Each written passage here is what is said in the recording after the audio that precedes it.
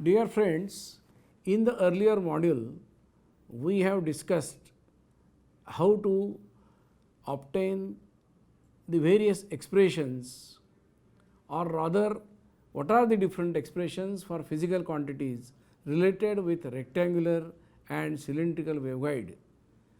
For that purpose, which coordinate systems are to be used, what are the units and dimensions of these quantities, what is the physical significance, what is the role played by waveguides, components, especially that we have not discussed. However, we have used the expressions for important concepts like cutoff frequency of the waveguide, different modes TEMN, TMMN, etc. Nowhere we have discussed how the field equations have been derived mathematically. In this module, we will just study the derivation of the components of the field equations in the rectangular and cylindrical waveguides by using Maxwell's equations. Maxwell's equations are highly useful. They involve two equations with curl and two equations with divergence. Out of them, the equations for curl are highly useful in deriving the rectangular and circular waveguide field components. In addition, the application of boundary conditions, which you know merely theoretically, can be used for derivations of these components. Let us discuss this point in this module. After completing this module, you will be able to learn about the derivations of E and H fields in rectangular and cylindrical waveguides. You will be able to derive the expressions for cutoff frequency for rectangular and cylindrical waveguides. In addition, you will be able to understand the applications of boundary conditions on E and H vectors in the waveguides. Also, you will be able to know about the mathematics behind plots of field patterns in different TEMN and TMMN modes in the waveguides. In the earlier module, we have derived the expression for solution of Helmholtz equation in Cartesian coordinate system, which is as shown. If we assume the wave to be propagating along the positive direction of z axis through a dielectric, the expression for psi xyz becomes as shown. Now, let us consider a sinusoidally time varying TE wave propagating through a lossless dielectric in a rectangular waveguide of width A and height B along the positive direction of z axis as shown. Since it is a TE wave propagating along the positive z axis, E vector is always perpendicular to z axis. There is no component of E along z axis. Hence, Ez is equal to 0. For the EM wave to propagate along z axis, the component which must be non-zero along z axis is Hz. Hence, we have Helmholtz equation for TE wave as shown. Since the wave is propagating through a lossless medium in the waveguide, attenuation constant alpha g is 0. Hence, the propagation constant gamma becomes simply z into beta g. Using the result of psi xyz, the solution for Hz can be written directly as shown, wherein the constants a, b, c, d can be determined using boundary conditions of the waveguide. Note that for TE wave under consideration, we have Ez is equal to 0 and Hz is as given by the expression given earlier. Now, let us see how the expressions for the remaining four field components, namely Ex, Ey, Hx, Hy, can be obtained in terms of Hz from Maxwell's equations using boundary conditions on the field vectors E and H in the waveguide. Consider Maxwell's equations involving curl of E and curl of H. which are as shown. Assuming dielectric to be linear, isotropic and lossless, we have B is equal to mu h, D is equal to epsilon into E and J is equal to 0. With this, the equations become as shown. Since the electromagnetic wave is sinusoidally time varying, the field vectors E and H can be expressed as shown. For these fields, we have the expressions for delta H by delta T and delta E by delta T as shown. We know that the operator delta by delta T is equivalent to multiplication by j omega. Using these results, the Maxwell's equations under consideration take the forms as shown. To obtain the components of these two equations in rectangular coordinates, let us express the field vectors as shown. Namely, E bar is equal to R E x plus J E y plus K E z, and similarly for H bar. With these expressions, the curl of E and curl of H in rectangular coordinates can be evaluated as shown. Del cross E is expressed as a determinant I j k delta by delta x, delta by delta y, delta by delta z as a second row and E x, E y, E z as a third row of the determinant. The result is as shown. Equating the coefficients of unit vectors I, j and k on both sides of the equation, we obtain the set of three equations. The equations are as shown. On similar line, evaluate the curl of H as shown. Equating the coefficients of unit vectors I, j, k on both sides of the equation involving curl of H, we obtain the set of three equations as shown. Earlier, we have seen that the operator delta by delta t is equivalent to multiplication by j omega. Similarly, we can show that operator delta by delta z is equivalent to multiplication by minus j beta g. With the substitution delta by delta z equal to minus j beta g and E z is equal to 0, the equations derived earlier get simplified as shown. The set of three equations corresponding to curl of E are as shown. The set of three equations corresponding to curl of H is as shown. Solving these six equations for Ex, Ey, Hx and Hy in terms of Hz will give the TE mode field equations in rectangular waveguides as shown. Here in these equations, omega squared into mu epsilon minus beta g square has been replaced by Kc square, that is square of the cutoff number. To obtain these equations, we have to do some mathematical exercise. It consists of three steps. The first step is differentiating expression for Hz with respect to x and y, and second step is substituting the result in the appropriate equation for Ex, Ey, Hx, Hy. The last step is rearrangement of the terms. With these three steps, we can obtain the final expressions for the said components in terms of Kc square given above. As an example, the mathematical steps involved in one of the simplifications are as shown. Out of the six equations, let us consider the two equations as shown.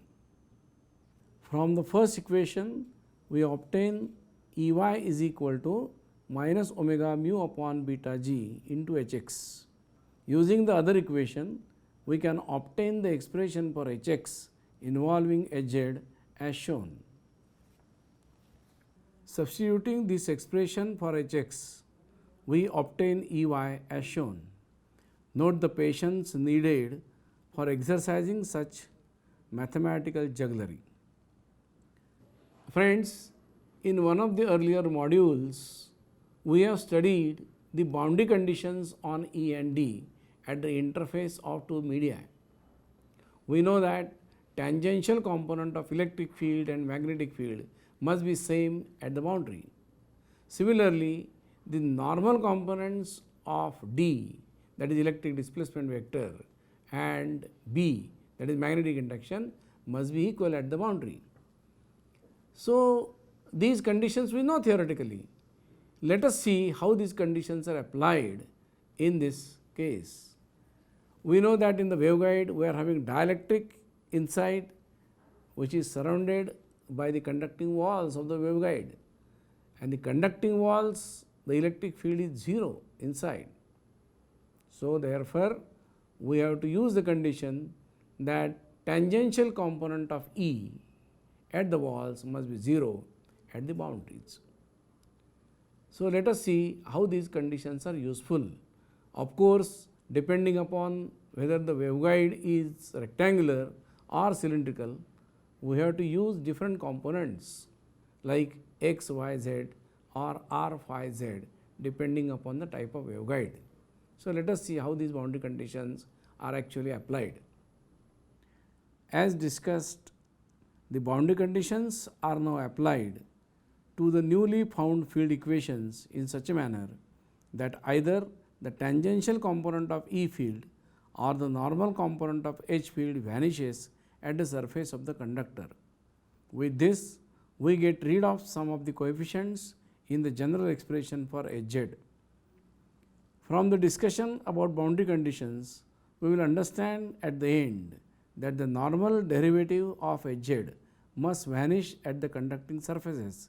It means da by Hz by da by n is equal to 0 at the guide walls. We can understand that with TE mode propagating along positive z axis, Ez is equal to 0. Ex and Ey are the components of E tangential to the boundary. Further, we know that the tangential component of E field must be 0 at the boundaries of the waveguide, since the walls are perfect conductors. That is to say, Ex is equal to 0 at y equal to 0 and y equal to b, and Ey is equal to 0 at x is equal to 0 and x is equal to a. Let us see how these boundary conditions are applied here. Note the equation for Ex. Since Ex is equal to 0, therefore, da by Hz by da by y equal to 0 at y equal to 0 and y is equal to b. The general solution for TE wave propagating in the positive direction of z axis through the rectangular waveguide of width a and height b has been derived in one of the earlier modules. The general expression is as shown. Now, for finding da by Hz by da by y, we need not bother much about the x and z part of the actual expression for Hz for obvious reasons. Thus, accordingly, we may write da by Hz by da by y is equal to ky multiplied by c cos ky into y minus d sin ky into y. At y equal to 0, we obtain da by z by da by y equal to ky into c. Now, da by z by da by y equal to 0 implies c equal to 0. Thus, the boundary condition da by z by da by y equal to 0 at y equal to 0 leads to c equal to 0. Let us see what we obtain using the other condition, namely da by z by da by y equal to 0 at y is equal to b. At y equal to b, we obtain da by hz by da by y equal to 0. This implies that ky into b equal to 0, pi, 2 pi, 3 pi, in general n pi, where n is a positive integer. Ky is equal to n pi upon b. Using this value of ky, we obtain Hz as shown. Note that d has been suffixed by n as its value depends upon the integer n. On similar lines, we can proceed to show that a is equal to 0. For this, note the expression for Ey. At the boundary, Ey is equal to 0. This implies dA by z by dA by x is equal to 0 at x equal to 0 and x is equal to a. Actually, we have the expression for Hz as shown, where ky is equal to n pi upon b. With an understanding similar to that for finding dA by z by dA by y, for computation of dA by z by dA by x, we may consider Hz equivalent to a sin kxx plus b cos kxx. Then with Hz equivalent to a sin kxx plus b cos kxx, we have dA by z by dA by x as shown. At x is equal to 0, we have dA by hz by dA by x is equal to kx multiplied by a. Now, dA by hz by dA by x equal to 0 implies that kx into a equal to 0, from which we understand that a is equal to 0. Let us see what we obtain using the other boundary condition, namely dA by hz by dA by x is equal to 0 at x is equal to a. Here we have dA by hz by dA by x is equal to minus b into kx sin of kx into x. At x equal to a, we obtain dA by hz by dA by x is equal to 0, which implies that sin of kx into a equal to 0. Hence, we must have kx into a equal to 0, pi, 2 pi, 3 pi, etc. in general m pi, where m is a positive integer. This gives kx is equal to m pi upon a. Thus, we have hz is equal to bm cos of m pi x upon a into dn cos n pi y upon b into e raised to minus j beta g z. Note that here also b has been suffixed by m, as its value depends upon the integer m. The product of bm and dn can be represented by a single constant h0z, representing the amplitude of hz. With this, finally, we have the expression for hz as shown. Using this expression for hz, we obtain Ex as shown, where E0x replacing the term in rectangular parenthesis represents the amplitude of Ex.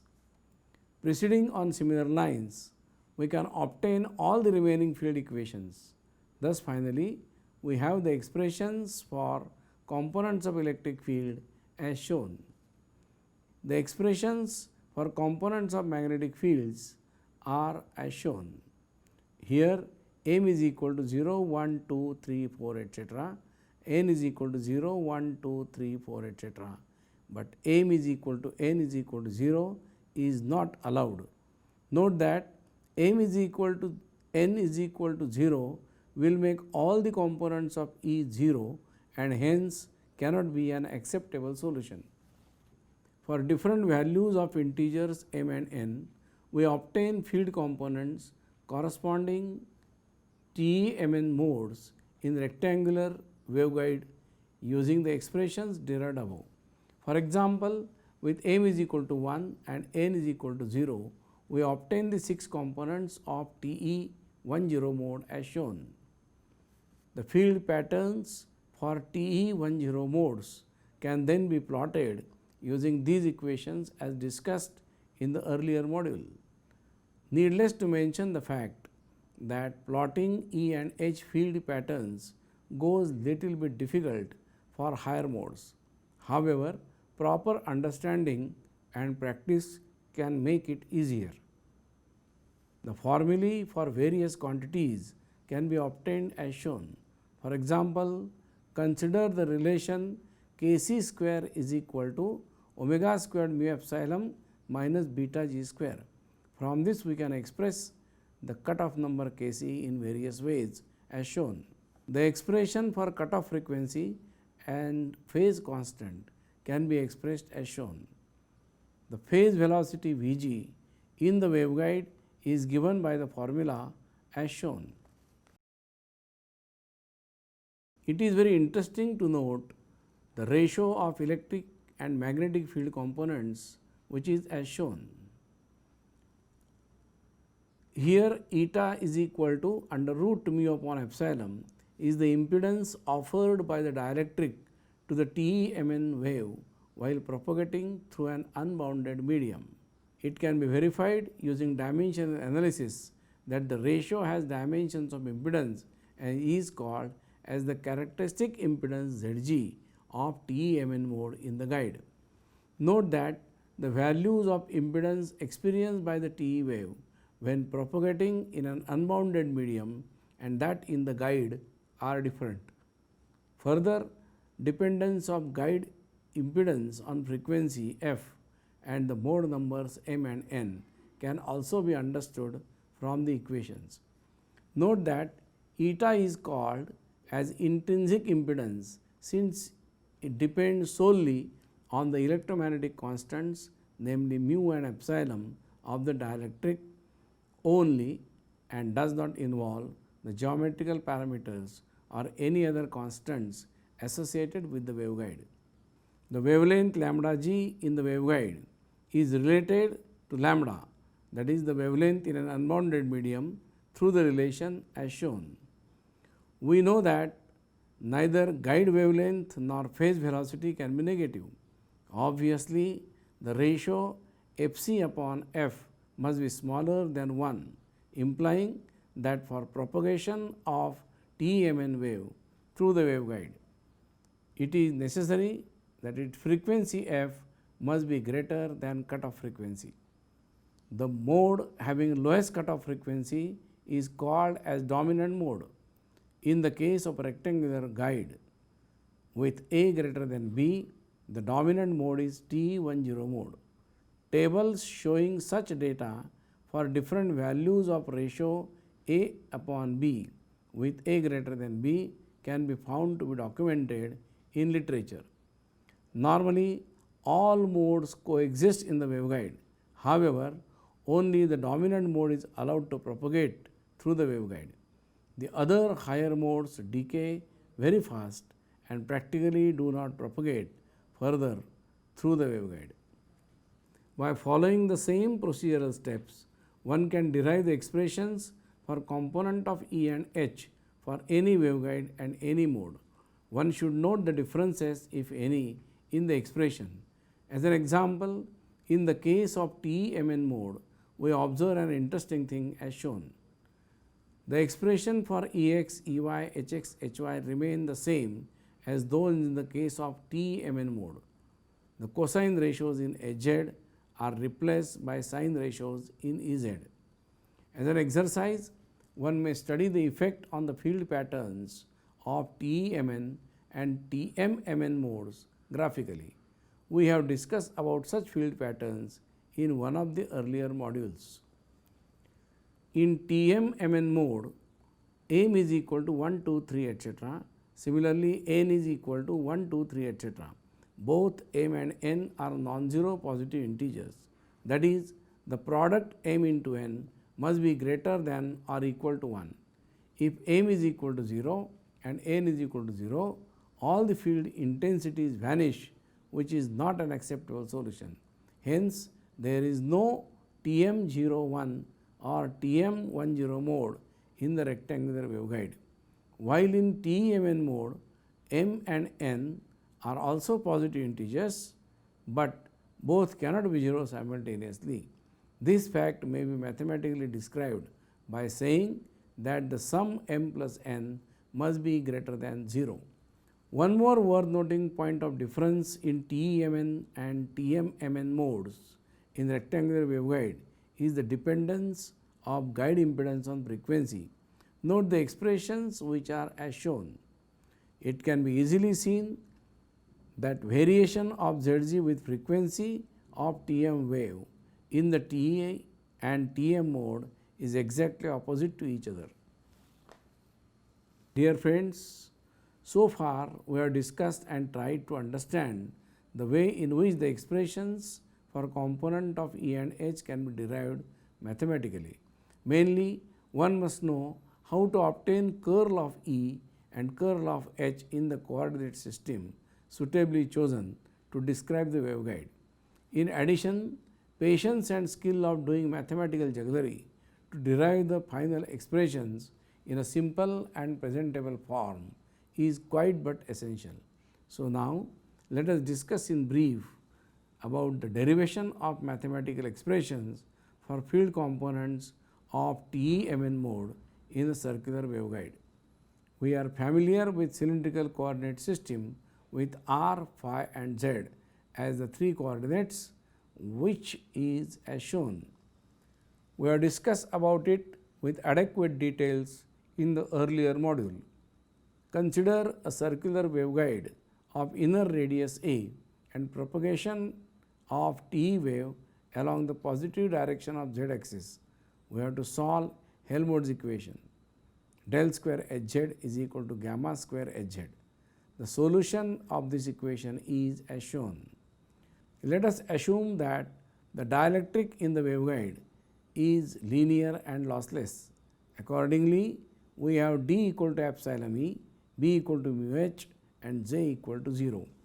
Further, let us assume sinusoidally time varying E and H fields.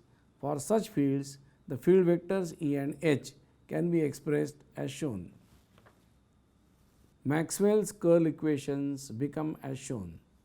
The fields E and H in cylindrical, that is circular coordinates, can be expressed as shown. The curl of E and H can be evaluated separately using the standard method as shown. After evaluating curl of E and H, we will get 6 equations, 3 from curl of E and 3 from curl of H.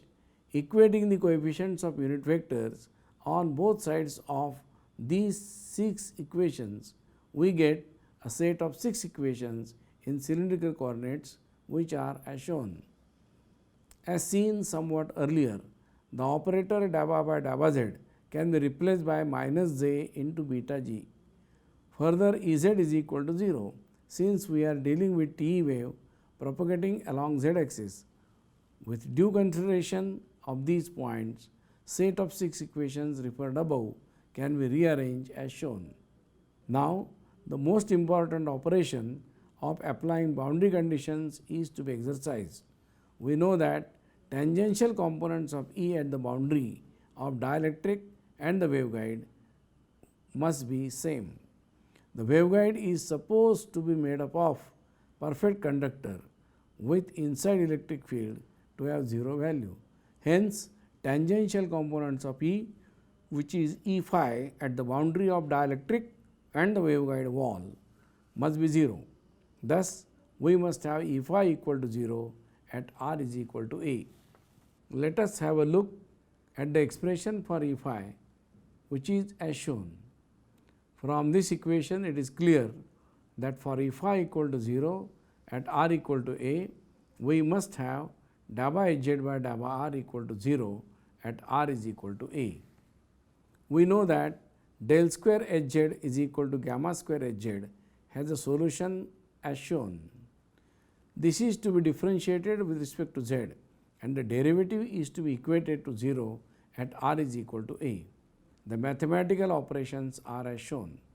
It leads to the condition that first derivative of Bessel function of first kind of order n evaluated at r is equal to kc a must be 0.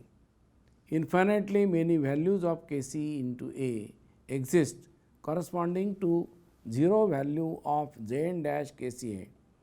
Let x dash np denote the value of kca at which pth 0 of Jn dash kca occurs. We have discussed about this aspect in one of the earlier modules. Thus, we have kca equal to x dash np. Hence, kc is equal to x dash np upon a. Thus, knowing kc, the field equations can be written in terms of x dash np as shown. The field equations for components of E are as shown. The field equations for component of H are as shown. Knowing kc, the expression for various physical quantities can be obtained easily. For example, the cutoff frequency is given by Fc is equal to x dash Np divided by 2 pi a into under root of mu epsilon. The cutoff frequency and other physical quantities depend upon two integers, namely n and p. Hence, the mode is designated as TENP mode. It can be verified that the expressions for guide impedance Zg of TE mode in cylindrical and rectangular waveguides are same. Can TEM mode propagate through a circular waveguide? The answer is no. It is simply because for TEM wave propagating through the guide, we need two conductors. However, there is no second conductor to support the other field. Mathematical procedure described here, when applied to TEM mode in circular waveguides, yields the result Kc is equal to 0, indicating the same fact of no possibility of propagation of TEM mode through circular waveguides. Well friends, we can go on discussing about several points in this way. However, we have to conclude and stop somewhere. So, as a conclusion, you may remember some points. The first point is that the components of electric and magnetic fields in rectangular and circular waveguides can be obtained by using Maxwell's equations. For application of Maxwell's equation, one must know the expressions for curl of E and curl of H in the corresponding coordinate systems. In TEMN wave, M and N cannot be simultaneously 0, that is an important condition. In TMMN on the other hand, M and N both are non-zero positive integers. Bessel functions and their derivatives, that is Jn x and Jn dash x, play an important role in the determination of cutoff frequency and hence the corresponding quantities related with waveguides or cavities. Thank you.